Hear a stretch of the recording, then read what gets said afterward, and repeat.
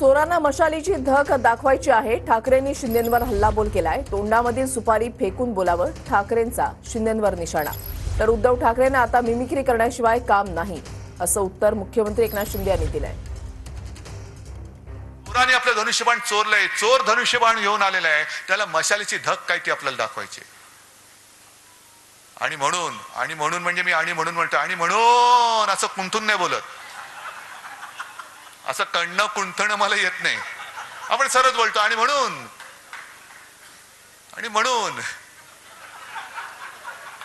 ये जो है वो जो मशाल जो है वो मशाल जो है वो धनुष्यबाण जो है वो ऐसा नाही बोलायचं, सरळ बोलणार आहे. पहिले सुपारी थूक तोंडातली.